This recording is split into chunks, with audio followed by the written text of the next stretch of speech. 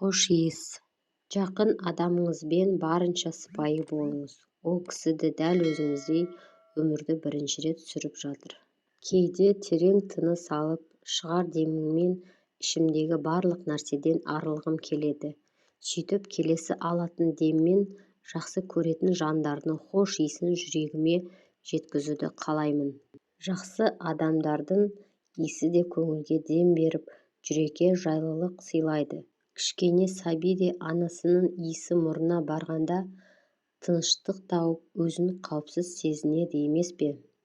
Сол себепті Жақып пайғамбар өзге ұлдары Жүсіптің киімі деп қанды матаны әкеліп бергенде, мен Жүсіп баламның иісін сезіп тұрған жоқпын деген еді. Өзіңізге жақын жандардың өзі ғана емес, иісі де өзіңіз үшін қаншалықты құнды екенін сезініп жатырсыз ба? Біз де кішкентай кезімізде анамыз бір жаққа кетіп, ол кісіні сағынғанда иісі сіңген киімін құшырлана иіскеген емес пе едік?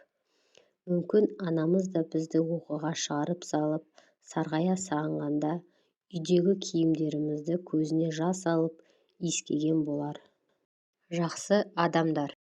Пікірің әрқашан өз ортаңда қабылданып, қандай жағдай болмасын, арқаңнан қағып, көз жасыңды сүртетін жандардың бар екенін, қаншама ауыртпашылық болса да, қолыңды бос қайтармайтын біреудің жаныңда жүргенін сезінуден артық нығмет бар ма?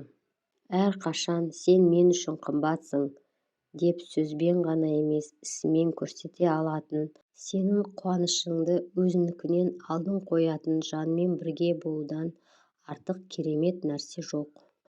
Жақыным, өзіңді сыйлап, қадіріңді білетін жандармен бірге бол. Тек солар ғана нағыз бақыттың нышаны бола алады. Егер бұндай сипаттары бар кісіні кездестірмесең, өзің сол секілді болуға тырыс. Сол кезде өзіңе ұқсас біреуге міндетті түрде жолығасың.